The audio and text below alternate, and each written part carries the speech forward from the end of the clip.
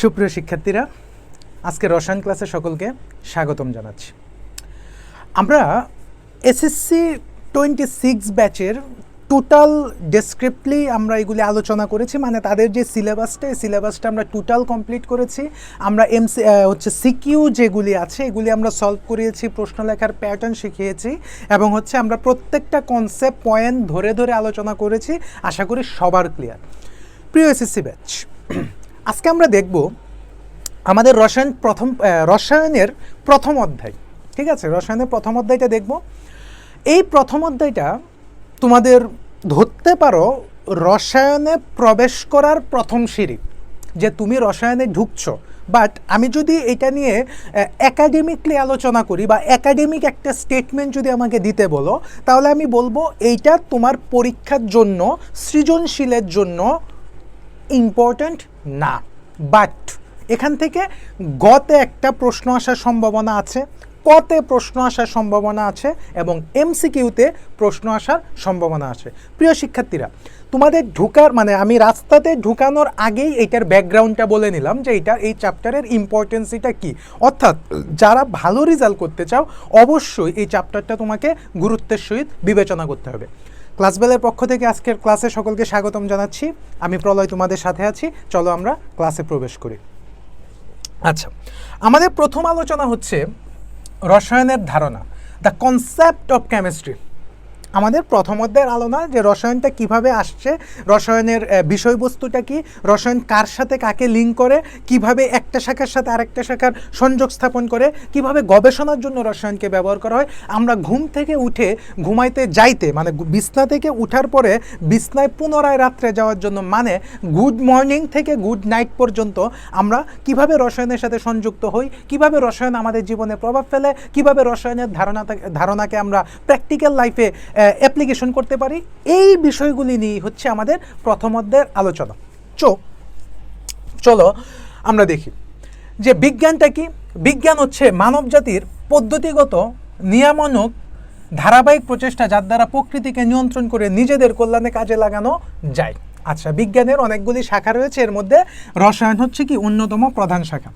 আচ্ছা, তোমাদের কাছে যদি আমি একটা প্রশ্ন করি যে পদার্থের সাথে বিজ্ঞান লাগানো হয়, পদার্থবিজ্ঞান, আমাকে কি বলতে পারবা যে রসায়নের সাথে কেন বিজ্ঞান লাগানো হয় না, বা গণিতের সাথে কেন বিজ্ঞান লাগানো হয় না? কিন্তু তোমরা খেয়াল করো, জীববিজ্ঞানের সাথে কিন্তু বিজ্ঞান কথাটা ইনক্লুড করা, রাইট? বাট রসায়নের সাথে কিন্তু বিজ্ঞান কথাটা নাই। ইভেন তোমার গণিতের সাথেও বিজ্ঞান কথাটা নাই। একটু চিন্তা করো, দেখবো আমার পড়ানোর ভিতর থেকে, যদি তুমি আমার ক্লাসটা মনোযোগ দিয়ে করো, দেখবো আনসার এখান থেকে আমি নিয়ে আসছি। ঠিক আছে, তো চলো আমরা যেহেতু প্রথমেই পড়তেছি রসায়নের ধারণা, তো আমাকে জানতে হবে যে রসায়ন কাকে বলে বা রসায়ন কি। এইটা তোমার ক নাম্বারে আসতে পারে। এই প্রশ্নটা কোথায় আসতে পারে? এই প্রশ্নটা আসতে পারে ক নাম্বারে, যে রসায়ন কাকে বলে। তুমি মনে রাখবা, রসায়নের বেসিক কনসেপ্ট হচ্ছে মৌলিক এবং যৌগিক। মানে রসায়নটা দাঁড়িয়ে আছে তোমার মৌলিক পদার্থ এবং যৌগিক পদার্থের উপরে। এইটার উপর বেস করে রসায়নকে আমরা নিয়ে আসছি। তো ধরো এখানে আমরা বলতে পারি যে বিজ্ঞানের যে শাখা, এই যে দেখছো, মৌলিক বা যৌগিক পদার্থের দুইটা বিষয় নিয়ে রসায়ন বেশি কাজ করে। পদার্থের সংযুক্তি, গঠন, প্রকৃতি, ধর্ম, ব্যবহার ইত্যাদি বস্তুসমূহে পারস্পরিক রূপান্তর এবং রূপান্তরকালে তাপ শক্তির শোষণ ও নিঃসরণ আলোচনা করা হয়। তাকে কি বলা হয়? তাকে রসায়ন বলা হয়। যেমন আমরা জানি যে কয়লাকে তুমি যখন পুরাও, তখন ওইখানে কার্বন ডাইঅক্সাইড যৌগ তৈরি হয়। কয়লাকে পুরাইলে, এটা আমরা পড়ে আসছি আগে দিয়ে। ঠিক আছে, এখন এই জায়গাগুলি যেমন লোহাতে কি হয়, রেখে দিলে তাতে মরিচা পড়ে। লোহাকে তুমি যদি আলাদা রেখে দাও, তারপরে কি বিভিন্ন গাছের নির্যাস থেকে ঔষধ এবং সুগন্ধি তৈরি করা হয়। এখন একটা কথা মনে রাখবা, মানুষ প্রাচীনকাল থেকেই রসায়নকে না জেনেও ইউজ করেছে, আবার রসায়নকে জেনেও ইউজ করেছে, আবার রসায়নকে বুঝেও ইউজ করেছে, আবার না বুঝেও ইউজ করেছে। বাট তারা রসায়নের মধ্যেই ছিল।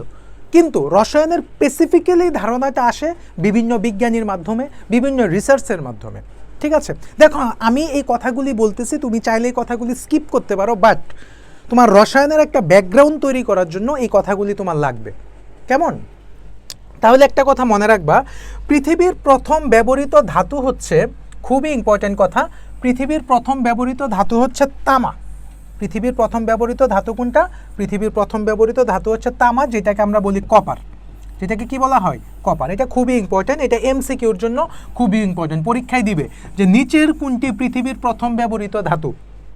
ঠিক আছে, তোমাকে এখানে তামা লেখা, তারা তামা না দিয়ে এভাবে কপার দিতে পারে। ঠিক আছে, তারপরে দেখো এই যে কপার, এই কপার আর টিনকে আমরা হচ্ছে গলিয়ে একটা তরল তৈরি করছি, সেই তরলটা একটা সংকর ধাতু তৈরি হয়, সেটা হচ্ছে ব্রোঞ্জ। এই প্রশ্নটা খুব ইম্পর্টেন্ট যে নিচের কোনটি দ্বারা ব্রোঞ্জ তৈরি করা হয়। দেখো আমি বলেছি এই চ্যাপ্টারটি অধিকাংশ হচ্ছে ক আর এমসিকিউ রিলেটেড আলোচনা। ঠিক আছে, তো হচ্ছে দিবে যে নিচের কোনটি দ্বারা ব্রোঞ্জ তৈরি করা হয়। কপার আর টিন দ্বারা হচ্ছে ব্রোঞ্জ তৈরি করা। তার মানে আমি এভাবে নোটটা করতে পারি, bronze equal to copper plus হচ্ছে টিন। টিন মানে হচ্ছে এসএন। ঠিক আছে, এবং ধাতুর ইংলিশটা তোমাকে জানতে হবে অ্যালয়। ধাতুর ইংলিশটা হচ্ছে অ্যালয়। আচ্ছা, তারপরে এই যে ডেমোক্রিটাস, দেখো প্রাচীনকালে দার্শনিকরা পদার্থের গঠন নিয়ে অনেক চিন্তা ভাবনা করেন। দার্শনিক, গ্রিক দার্শনিক, উনি ছিলেন হচ্ছে গ্রিক দার্শনিক ডেমোক্রিটাস, বলেন যে অনবরন্ত ভাঙতে থাকলে শেষ পর্যায়ে এমন এক ক্ষুদ্র কণা পাওয়া যায় যাকে আর ভাঙা যায় না। তিনি এর নাম দেন হচ্ছে অ্যাটম। প্রিয় শিক্ষার্থীরা মনে রাখবা, অ্যাটম কথাটার অর্থই হচ্ছে অবিভাজ্য। তোমাদের এই এত গল্পগুজব শোনার দরকার নেই, মনে রাখবা যে অ্যাটম কথাটার অর্থই হচ্ছে অবিভাজ্য। অ্যাটম কথাটার অর্থই কি? অবিভাজ্য। তার মানে পরমাণু অবিভাজ্য। এটা নামকরণ কে করেন? গ্রিক দার্শনিক ডেমোক্রিটাস। তিনি এটার কি নাম দেন? অ্যাটম। অ্যাটম মানে অবিভাজ্য। আবার দেখো অনেক জায়গায় লেখা বিভাজ্য নয়, তার মানে ঘটনা তো একটাই, অবিভাজ্য। তার মানে ঘটনা তো একটাই, অ্যাটম, কারণ অ্যাটম মানে অবিভাজ্য, অবিভাজ্য মানেই atom, equal to Democritus. Clear? Okay. আচ্ছা, তারপরে এখানে একটা বিষয়, এটা হয়তো বইয়ে জিনিসটাকে স্কিপ করেছে। যখন ডেমোক্রিটাস এটা নিয়ে একটা মতামত প্রকাশ করেন, তখন প্রাচীন ভারতীয় একজন সায়েন্টিস্ট ছিল, ওনার নামটা হচ্ছে কোনাড মেবি। ওই সময় কোনাডও কিন্তু এই বিষয়ে একটা ধারণা দেয়। আমি তোমাদের সামনে একটা সুন্দর জিনিস শেখাবো, যে কোনাডও কিন্তু এই বিষয়ের উপরে ধারণা দেয়। পরবর্তীতে ওর ধারণাটা এত একটা অ্যাকসেপ্টেবল হয় নাই, বাট এটা একটা গুরুত্বপূর্ণ ভূমিকা রাখছিল ওই সময়। তারপরে এই যে এটা এখানে বইয়ে দেওয়া আছে, কোনাড ডেমোক্রিটাসের মতো প্রায় একই ধারণা প্রকাশ করেছেন, কিন্তু এই ধারণাগুলি পরীক্ষামূলকভাবে ভিত্তি ছিল না। তারপরে আছে হচ্ছে অ্যারিস্টটল। অ্যারিস্টটলের বিরোধিতা করেন। তখন অ্যারিস্টটল সহ অন্যান্য দার্শনিকরা মনে করতেন দরকার নেই এগুলি, ফলে অ্যাটমের ধারণা অনেকদিন পর্যন্ত মানুষ গ্রহণ করে না। আমরা এখন পড়ব খুবই গুরুত্বপূর্ণ একটা আলোচনা, সেটা হচ্ছে কি কেমিস্ট্রির উৎপত্তি। কেমিস্ট্রি শব্দটা কিভাবে পৃথিবীতে এসেছে, তার জন্য আমার আগে দরকার হচ্ছে একটা অফ টপিকের আলোচনা। যেমন কেমিস্ট্রি শব্দটা পৃথিবীতে এসেছে, ঠিক একইভাবে পৃথিবীর প্রথম যেটা এসেছিল সেটা হচ্ছে শূন্য। চলো আমরা একটা অফ টপিক জেনে নিই, কারণ আমাদের কেমিস্ট্রির যেই আবিষ্কারটা, শব্দটা, শব্দের উৎপত্তিটা, এটার জন্য আমার শূন্যের উৎপত্তিটা একটু জানা দরকার। চলো আমরা শূন্যের উৎপত্তি নিয়ে আগে একটু কথা বলে নিই। এটা হচ্ছে আমার শূন্য, আমি এখানে লিখে নিলাম। এই শূন্যটা পৃথিবীতে এভাবে আসে নাই। হ্যাঁ, হুট করে শূন্যটা পৃথিবীতে চলে আসে নাই, এর জন্য কিছু ঘটনা আছে যে শূন্যটা পৃথিবীতে কিভাবে আসছে। তার জন্য কয়েকজন বিজ্ঞানীর নাম বিশেষভাবে উল্লেখযোগ্য। কয়েকজন বিজ্ঞানীর নাম হচ্ছে বিশেষভাবে উল্লেখযোগ্য। এর মধ্যে তুমি প্রথম দেখো, আমাদের যে নামটা দরকার সেটা হচ্ছে আর্যভট্ট। কে? আর্যভট্ট। তারপর হচ্ছে ব্রহ্মগুপ্ত। তারপর হচ্ছে ইউরোপের একটা ধারণা আসছে, ইউরোপের ধারণা। তারপরে হচ্ছে আমাদের একটা অ্যারাবীয় ধারণা, আরবীয় বা ইংলিশে অ্যারাবীয় বলে। আচ্ছা, এই ঘটনার আগে দুইটা সভ্যতা ছিল। এই দুইটা সভ্যতা থেকে শূন্যের একটা ঝালাপালা পৃথিবীতে ঢুকছে। সেই দুইটা সভ্যতা হচ্ছে ব্যাবিলনীয় সভ্যতা। আমি যদি এখানে বলি ব্যাবিলনীয় সভ্যতা, আরেকটা হচ্ছে তোমার মায়া সভ্যতা। কি সভ্যতা? মায়া সভ্যতা। প্রিয় শিক্ষার্থীরা খেয়াল করো, এই যে আমি ব্যাবিলনীয় সভ্যতাটা বলতেছি, এই ব্যাবিলনীয় সভ্যতা হচ্ছে মূলত গ্রিক কেন্দ্রিক একটা সভ্যতা। কি কেন্দ্রিক? গ্রিক কেন্দ্রিক। আর এই যে মায়া সভ্যতাটা বললাম, এটা হচ্ছে মেক্সিকো কেন্দ্রিক একটা সভ্যতা। কি বললাম? মেক্সিকো কেন্দ্রিক একটা সভ্যতা। খেয়াল করো তুমি, এই যে শূন্য বলতেছি আমরা, এই শূন্যটা হচ্ছে মূলত এই যে তোমার যে মায়া সভ্যতার লোকরা ছিল, তারা হচ্ছে তারিখ আছে না, ধরো হচ্ছে 70, এই এই টাইপগুলির ক্ষেত্রে শূন্যকে তারা ব্যবহার করতে, কিন্তু তারা জানতো না যে এটার নাম শূন্য। কেমন? তারপরে শূন্যের বেসিক ইউজটা আমরা দেখতে পাই ভারতের একটা মন্দিরের শিলালিপি ছিল। ওই শিলালিপির মধ্যে 270 কথাটা লেখা ছিল, 270 কথাটা লেখা ছিল। ওইখান থেকে শূন্যের একটা কনসেপ্ট পৃথিবীতে আসে, ওই শিলালিপিটা থেকে। এটার একটা অবশ্যই কারণ আছে 270-এর। তারপরও এইটাকে যে শূন্য বলা হয় ওই রকম কিন্তু না, ওই সময়টা তারা জানতো না যে এটাকে শূন্য বলা হয়। আর এই যেটা দেখতেছি এটা কিন্তু কোনো বিজ্ঞানী আবিষ্কার করে নাই। এই যে এই ঘটনাটা, গুল্লুটা খেয়াল করো, এই যে আর্যভট্ট ছিল, এই আর্যভট্ট শূন্যের ডিরেক্ট আবিষ্কারক না। উনি ধরো আমি 5 - 5 কি হয়? শূন্য হয়। উনি শূন্যকে সংস্কৃতে এইভাবে লিখতো, শূন্য, মানে বাংলিশে লিখতো শূন্য। উনি কিন্তু এটা ইউজ করতো না, বা এইটা ইউজ করতো না। দেন হচ্ছে ব্রহ্মগুপ্ত, খুব গুরুত্বপূর্ণ কথা। ব্রহ্মগুপ্ত উনি এই যে আমরা বলি না 5 - 5 = 0, তারপর আমি বলি না 5 × 0 = হচ্ছে 0। এই যে ব্রহ্মগুপ্ত উনি এই যে আমরা শূন্য থেকে কত বিয়োগ দিলে, এই যে শূন্য থেকে কত বিয়োগ দিলে, গুণ দিলে, মানে শূন্যের সাথে যোগ বিয়োগ গুণ ভাগ করলে যে শূন্য হয়, উনি এইটা আবিষ্কার করেন। এবং উনি শূন্যকে কিন্তু এইভাবে লিখতেন, একটা ডট দিয়ে লিখতেন, ডট। এই শূন্য কিন্তু কেউ লেখা নাই। এটা কিভাবে আসছে আমি বলতেছি। তারপরে তার একটা বই ছিল ব্রহ্মগুপ্তের, সেটা হচ্ছে ব্রহ্মগুপ্ত সংহিতা। ঠিক আছে? ওই সংহিতা বইটা অনুবাদ করেন হচ্ছে ইউরোপিয়ানরা। তখন যখন এটা অনুবাদ করেন তখন হচ্ছে শূন্যটা ইউরোপে ব্যাপক বিস্তৃতি লাভ করে। এবং তারা ইউরোপের যে ইউরোপীরা তো এমনি বুঝো তারা অনেক ট্যালেন্টেড, তারা ইউরোপের প্রত্যেকটা স্তরে স্তরে এই শূন্যটাকে তারা নিয়ে আলোচনা শুরু করে। এই যে তোমার দেখো দশমিক নাম্বার, কম্পিউটার তো দাঁড়াই আছে বাইনারির উপরে, মানে 0 আর 1 এই দুইটার উপর। দেখো 0 ছাড়া কম্পিউটার অচল, আর তার মানে 0-র গুরুত্বটা কতটুকু। তারপরে এই শূন্যকে পৃথিবীব্যাপী সবচেয়ে বেশি জনপ্রিয় করেন হচ্ছে আরাবিয়ানরা। এবং তার মধ্যে একজন উল্লেখযোগ্য নাম হচ্ছে আবু আল খোয়ারিজমি। উনি এই শূন্যকে পৃথিবীব্যাপী সমাদৃত করেন। দেখো শূন্যটা কত পথ পরিক্রমা করেছিল। ঠিক আছে? দেন হচ্ছে সবচেয়ে প্রবলেমটা শুরু হয়, ব্রহ্মগুপ্ত কিন্তু এইভাবে শূন্যকে লিখতেন। এখন এইভাবে যে আমরা শূন্যকে লিখতেছি, এখন দশমিকই তো এইভাবে, ডেসিমেল দশমিকটাকে এইভাবে না, তখন কোনটা শূন্য আর কোনটা দশমিক এইটা নিয়ে একটা প্রবলেম দেখা দেয়। দেন হচ্ছে এই শূন্যটা এই রূপ লাভ করে। খেয়াল করছো? তার মানে শূন্যের পথ পরিক্রমাটা কি? শূন্যের পথ পরিক্রমা ছিল এরকম, শূন্য, তারপরে শূন্যটা আসছে হচ্ছে এরকম, তারপরে শূন্যটা আসছে হচ্ছে এরকম।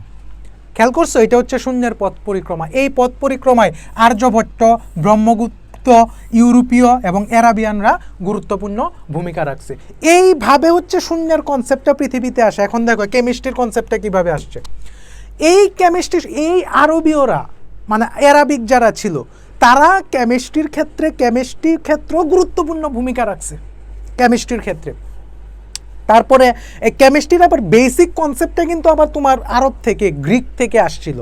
হ্যাঁ, এই দুইটা জায়গা থেকে কেমিস্ট্রির রিলেশনটা তৈরি হয়েছে। দেখো আমরা এখন দেখি বিষয়টা। এই যে দেখো, মধ্যযুগে আরবের মুসলিম দার্শনিকগণ কপার, টিন, সীসা ইত্যাদি স্বল্পমূল্যের ধাতু থেকে সোনা তৈরি করতে চেষ্টা করেছিলেন।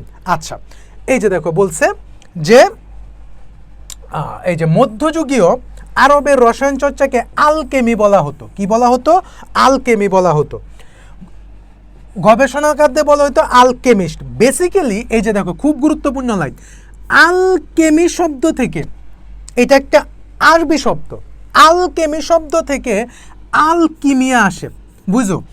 আলকেমি শব্দ থেকে আলকিমিয়া আসে। এই কিমিয়া থেকেই কেমিস্ট্রিটার উৎপত্তি হয়। তার মানে কেমিস্ট্রি শব্দটা আসছে দুইটা শব্দের পথ পরিক্রমা করে। একটা হচ্ছে কি আলকেমি, এই আলকেমি শব্দটি আলকিমিয়াতে রূপান্তর হয়েছে, সবগুলি আরবিক ওয়ার্ড। দেন হচ্ছে এই আলকিমিটা কেমিস্ট্রিতে রূপান্তরিত হয়েছে, যার বাংলা প্রতিশব্দ হচ্ছে কি? যার বাংলা প্রতিশব্দ হচ্ছে রসায়ন। তার মানে রসায়ন পথ পরিক্রমায় কয়েকটা জায়গা ধাপকে সে অতিক্রম করছে। আলকেমি থেকে আসছে আলকিমিয়া থেকে আসছে কেমিস্ট্রি, তারপরে এটাকে আমরা বাংলায় রসায়ন হিসেবে আখ্যায়িত করছি। এখানে বিভিন্ন সায়েন্টিস্ট ছিল এই রসায়নের, মানে বিখ্যাত সায়েন্টিস্ট আছে রসায়নের হচ্ছে আমাদের বাংলাদেশেও ডক্টর কুদরত হিকুদা একজন আছে, উনি, তারপরে মাঝহারুল স্যার নামে একজন ছিল রাজশাহী ইউনিভার্সিটির। তো উনারা বাংলাদেশে সর্বোচ্চ চেষ্টা করছে রসায়নটাকে স্প্রেড করার জন্য। হ্যাঁ, যদিও ওইভাবে আমাদের দেশে রসায়ন বা পিওর সাবজেক্টগুলির বিষয়াদি একটু কম আলোচিত হয় বা হচ্ছে ক্ষেত্রটা কম, যেহেতু আজকে চ্যাপ্টারটা এরকম তার জন্য এই কথাগুলি আসতেছে। তো রসায়নের যেই বিশ্বব্যাপী যে আলোড়ন সৃষ্টি হয়েছে, এইটা সৃষ্টি হয়েছে ভারত থেকে। যেমন তোমার একজন বিজ্ঞানী ছিল জাহাঙ্গীর ভাবা, জাহাঙ্গীর বাবা না কিন্তু জাহাঙ্গীর ভাবা, ওনার নামটা জাহাঙ্গীর বাবা না, জাহাঙ্গীর ভাবা। উনি প্রথম ভারতে ইন্ডিয়ান অ্যাটমিক রিসার্চ সেন্টার তৈরি করেন, জাহাঙ্গীর ভাবা। তারপরে ছিল আচার্য প্রফুল্লচন্দ্র রায় ওইখানে। তারপরে ছিল হচ্ছে তোমার ব্রহ্মানন্দ সুব্রহ্মণ্যম, এরকম একজন ছিল। স্যার এপিজে আবুল কালাম আজাদ ছিল। তারপরে হচ্ছে ওইখানে রসায়নের আরও অনেক বড় বড় কিছু সায়েন্টিস্ট আছে, এই মুহূর্তে আমার সবগুলি নাম মনে পড়তেছে না, তোমার এরা, ঠিক আছে। তারপর রামস্বামী একজন ছিল। এইখানে এই বিষয়গুলি রসায়নের সাথে এরা মানে বিভিন্ন ক্ষেত্রে রসায়নটাকে ঢুকাইছে। যেমন আচার্য প্রফুল্লচন্দ্র রায়, ওই যে আমরা যে হচ্ছে বেঙ্গল কেমিক্যাল, যেটা করোনার সময় খুব মানে ওয়ার্ল্ডব্যাপী একটা আলোড়ন তৈরি করছিল বেঙ্গল কেমিক্যালের, হ্যাঁ, ওইটা কিন্তু আচার্য প্রফুল্লচন্দ্র রায় কেমিক্যাল, উনি এটাকে আরও স্প্রেড করছে। তো এইভাবে রসায়ন তার পথ পরিক্রমা অতিক্রম করছে এবং করে যাচ্ছে, অতীতেও করেছে, বর্তমানেও করছে, ভবিষ্যতেও করবে। এই রসায়নের যাত্রায় অনেক উত্থান পতন ছিল। ডিনামাইট আবিষ্কার হয়েছে, নাইট্রোগ্লিসারিন আবিষ্কার হয়েছে, দ্বিতীয় বিশ্বযুদ্ধের সময় বিভিন্ন ইউরেনিয়ামের বোমা তৈরি হয়েছে। রসায়ন যেমন বিশ্বর ক্ষেত্রে পজিটিভ ভূমিকা নিচ্ছে, আবার বিশ্ব ধ্বংসে নেগেটিভ ভূমিকা নিচ্ছে। যার কারণে আইনস্টাইন বলেছিল যে আমি যদি জানতাম এই ডিনামাইট মানব বিধ্বংসী কাজে ব্যবহৃত হবে, তাহলে আমি কখনোই এই ডিনামাইট আবিষ্কার করতাম না। ডিনামাইট নোবেল বলছিল, এটা ইউরেনিয়াম, সরি ভুল বলছি, ইউরেনিয়ামের যে বিষয়টা, যে বোমাটা আইনস্টাইন আবিষ্কার করছিল, সেইটা আবিষ্কার করতো না। তো কাজেই রসায়ন হচ্ছে প্রত্যেকটা ক্ষেত্রেই তোমাকে কোনো না কোনোভাবে টাচ করে যাচ্ছে। হ্যাঁ, তো আমরা এই বিষয়গুলি সম্পর্কে আরও বিস্তারিত চলো জানি। জাবের ইবনে হায়াম, হ্যাঁ, তাকে হচ্ছে রসায়নের জনক বলা হয়। তবে আধুনিক রসায়নের জনক হচ্ছে অ্যান্টনি ল্যাভুইসিয়েকে কি বলা হয়? আধুনিক রসায়নের জনক। এইটা এমসিকিউতে আসার মতো প্রশ্ন, যে জাবের ইবনে হায়ামকে কি বলা হয়? রসায়নের জনক বলা হয়। আর হচ্ছে অ্যান্টনি ল্যাভুইসিয়েকে কি বলা হয়? আধুনিক রসায়নের জনক বলা হয়। এখন পরীক্ষায় যদি আসে রসায়ন কাকে বলে, যে বিজ্ঞানের যে শাখায় পদার্থের গঠন, ধর্ম, পারস্পরিক রূপান্তর ইত্যাদি নিয়ে বিস্তারিত আলোচনা করা হয়, তাকে কি বলা হয়? তাকে রসায়ন বলা হয়। চলো আমরা দেখি বাস্তব জীবনে রসায়নের কিছু ভূমিকা। এগুলি খ নাম্বারে আসে, এই তিনটা জিনিস। হ্যাঁ, এইটা বেশি আসে না, বাট এই দুইটা খুব আসে খ নাম্বারে। যে কাঁচা আম টক কিন্তু পাকা আম মিষ্টি, কারণটা কি? কারণ হচ্ছে এই যে কাঁচা আম, এই কাঁচা আমের ভিতরে দুইটা অ্যাসিড থাকে, একটা হচ্ছে সাকসিনিক অ্যাসিড আর একটা হচ্ছে কি ম্যালিক অ্যাসিড।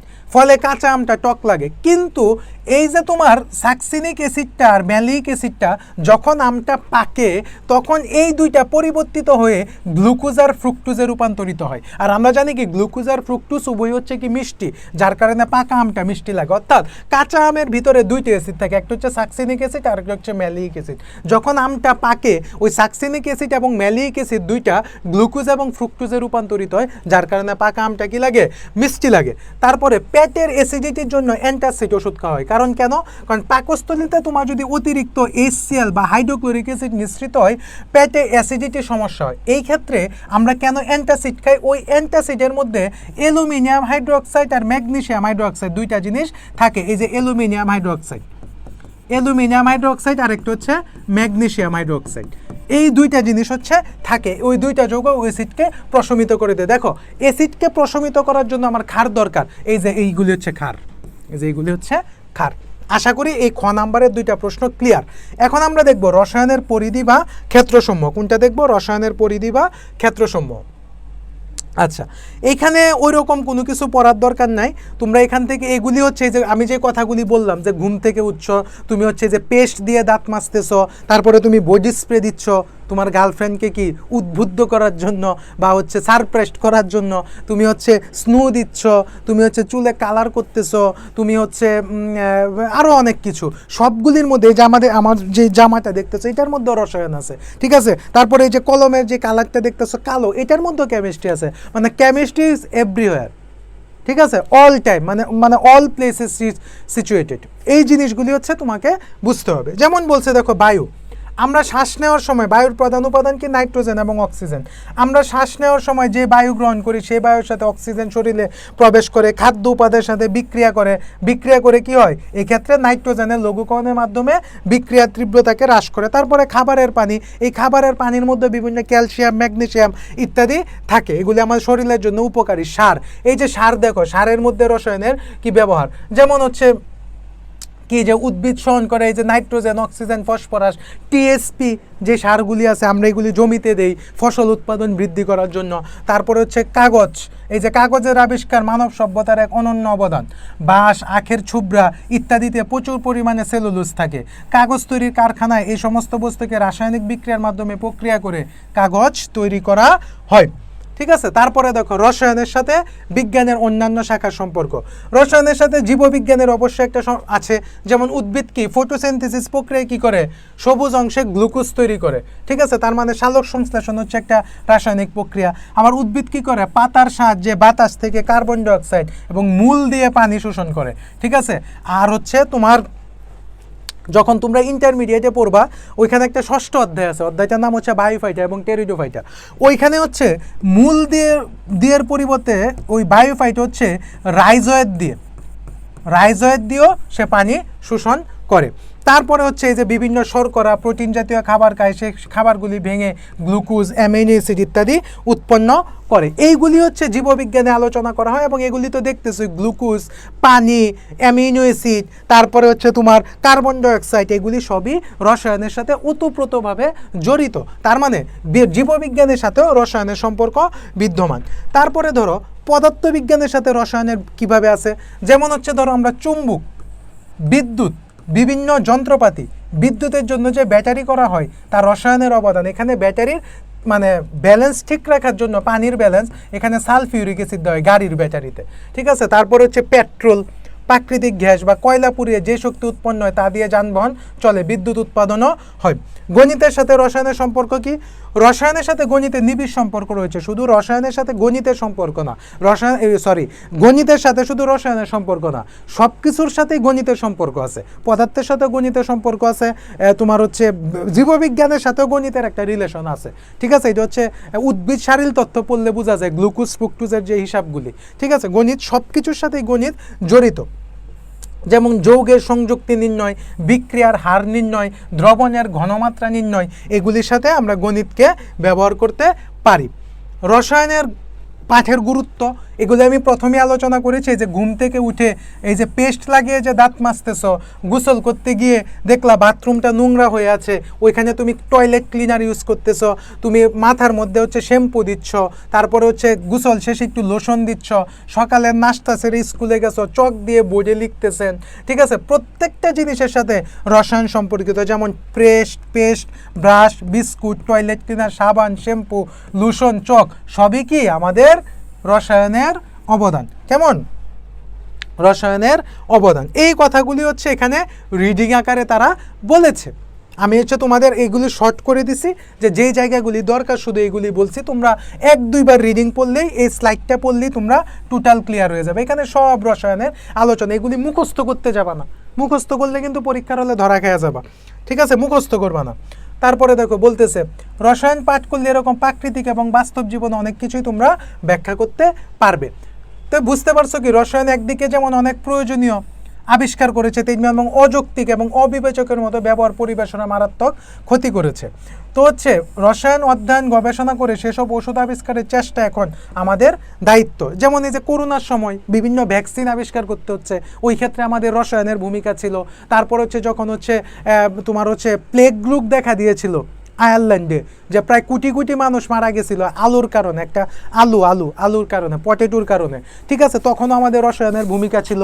তারপরে যে আমরা যে টিটেনাস নেই, বিভিন্ন টিকা নেই, এগুলির ক্ষেত্রে রসায়নের ভূমিকা আছে। অর্থাৎ রসায়ন যেরকম তোমার মানব উন্নয়নের ক্ষেত্রে বা মানব সভ্যতাকে ডেভেলপমেন্ট করার জন্য কেমিস্ট্রি যেরকম ইন্ট্রোডিউস করাচ্ছে সবার সাথে, ঠিক একইভাবে মানব বিধ্বংসী কাজেও রসায়নকে ব্যবহার করা হচ্ছে। যেমন নাইট্রোগ্লিসারিন ব্যবহার করা হচ্ছে, নাইট্রোগ্লিসারিনের সাহায্যে তোমার ডিনামাইট প্রস্তুত করা হচ্ছে।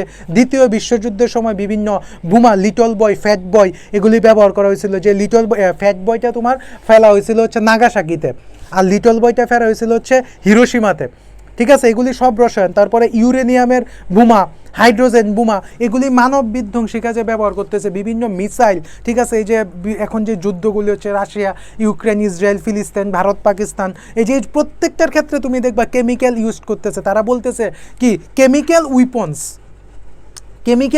বিভিন্ন রেডিয়েশন, এই যে রেডিয়েশন দিয়ে ধরে ফেলে যে কোন দেশ কে পারমাণবিক বোমা বানাচ্ছে, ঠিক আছে। এগুলি নিয়ে আমি ক্লাসে আস্তে আস্তে তোমাদের অনেক মজার তথ্য দিব, দেখবা মজা পাবা।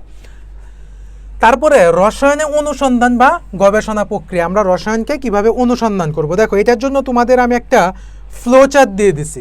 এই ফ্লোচার্টটা যদি তুমি মানে আয়ত্ত করতে পারো তাহলে ক্লিয়ার হয়ে যাবে যে রসায়নের অনুসন্ধান বা গবেষণা প্রক্রিয়ার বিভিন্ন ধাপ। প্রথম হচ্ছে তোমাকে বিষয়বস্তু নির্ধারণ করতে হবে যে তুমি কি বিষয়ের উপর গবেষণা করতে চাও। তারপরে হচ্ছে সেকেন্ড ধাপ হচ্ছে পূর্বের গবেষণাপত্রের সাহায্যে বিষয়বস্তু সম্পর্কে একটা ধারণা নিতে হবে। তারপরে প্রয়োজনীয় বস্তু, যন্ত্রপাতি, পরীক্ষা প্রণালী নির্ধারণ করতে হবে, তারপর পরীক্ষা করতে হবে।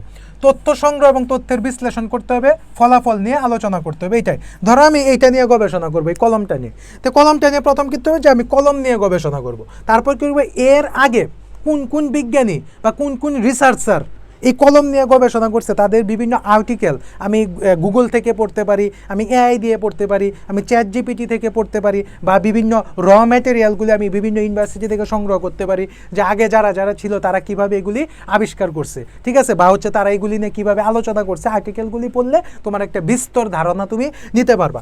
তারপর হচ্ছে এই কলমটা পরীক্ষা করার জন্য আমার কি যন্ত্রপাতি দরকার, ওই যন্ত্রপাতিগুলি আমাকে কালেকশন করতে হবে, তারপর আমাকে এখানে পরীক্ষা করতে হবে। আমাকে এই পরীক্ষার যে ফলাফলটা, এটা বিভিন্ন তথ্য সংগ্রহ করতে হবে এবং তথ্যের বিশ্লেষণ করতে হবে। এই বিশ্লেষণ করাগুলির ক্ষেত্রে এই যে এই পূর্ববর্তী যেগুলি আছে এগুলি তোমাকে হেল্প করবে। তারপরে তোমাকে খাতায় লিখতে হবে যে আমি ফলাফল এটা পাইছি, ওই ফলাফলটা নিয়ে আলোচনা, তার মানে এটার মাধ্যমে আমরা একটা কলম আবিষ্কার করলাম। আচ্ছা, তারপরে দেখো রসায়ন পরীক্ষাগারে ব্যবহারে বিভিন্ন রাসায়নিক দ্রব্যের ব্যবহারের সতর্কতা গ্রহণ।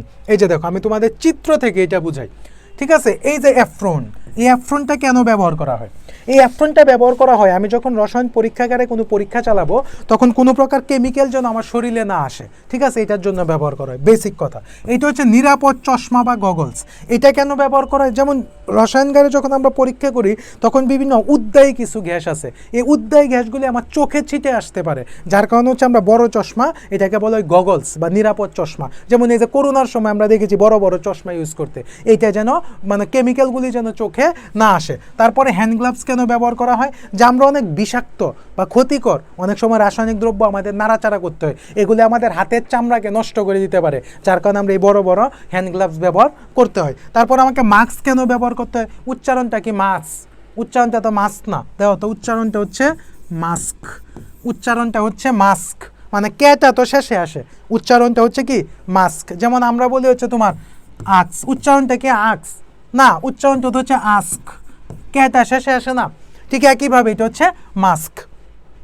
এটা কেন দেওয়া হয়? যে বিভিন্ন কোনো ক্ষতিকর গ্যাস, ধরো HCl, সালফিউরিক অ্যাসিড, ওই সকল গ্যাসের যে তীব্রতা, ওই তীব্রতা যেন আমার নাক দিয়ে যদি শরীরে প্রবেশ করে আমার ফুসফুস নষ্ট হয়ে যেতে পারে, কিডনি নষ্ট হতে পারে, এবং এগুলি যেন না ঘটে তার জন্য হচ্ছে আমরা মাস্ক ব্যবহার করি। এবং HCl আছে না, এই HCl তুমি যদি হাতের তালুতে নাও, এইটা হাতের তালুকে ছিদ্র করে নিচ দিয়ে বেরিয়ে যাবে। সালফিউরিক অ্যাসিডও সেম, সালফিউরিক অ্যাসিডকে তো আরও তীব্র, একে অ্যাসিডের রাজা বলা হয়, ঠিক আছে। এই যে এই কথাগুলি পরীক্ষার মধ্যে লিখবে এবং এগুলি হচ্ছে এখানে লেখা। এখন দেখো কিছু চিহ্ন, এই যে এই চিহ্নটা হচ্ছে বিস্ফোরক, এগুলি পড়ার দরকার নেই, এগুলি তোমাদের এমসিকিউতে আসে। এই চিহ্নটা হচ্ছে বিস্ফোরক পদার্থ, এই চিহ্নটা হচ্ছে দাহ্য পদার্থ, এই চিহ্নটা হচ্ছে বিষাক্ত পদার্থ। দেখবা তোমরা এই যে বিভিন্ন পাম্পে যাবা, সিএনজি পাম্পে দেখবা এই যে কঙ্কালের মাথার চিহ্নটা দেওয়া, এটা হচ্ছে বিষাক্ত প্রকৃতির। এই ক্রসটা হচ্ছে উত্তেজক পদার্থ, ইরিটেন্ট যেগুলি, ঠিক আছে। তারপরে হচ্ছে এটা তো দেখতেছোই যে একটা মানুষের মধ্যে স্বাস্থ্যের ঝুঁকি দেখাচ্ছে, তার মানে এটা স্বাস্থ্য ঝুঁকিকর পদার্থ। এইটা হচ্ছে তেজস্ক্রিয়, যে ট্রিপল যেটা, হ্যাঁ ফ্যানের উপরে যে এরকম ট্রিপল দেয়, এটা হচ্ছে তেজস্ক্রিয় পদার্থকে বোঝাচ্ছে। পরিবেশের জন্য ক্ষতিকর, এই যে দেখে এখানে গাছপালা আছে, ঠিক আছে। ক্ষত সৃষ্টিকারী, এই যে ক্ষত সৃষ্টিকারী হাত দিয়ে রাখছে। এই চিহ্নগুলি তোমাদের একটু ক্লিয়ারেন্স রাখতে হবে। দেখো এখানে বলছে পিঁপড়ার কামড়ে ক্ষতস্থানে চুন লাগানো হয় কেন? আরে ভাই, পিঁপড়ার মধ্যে আছে তো হচ্ছে ফর্মিক অ্যাসিড, খেয়াল করো পিঁপড়ার মধ্যে কি আছে? ফর্মিক অ্যাসিড আছে, রাইট, ওকে।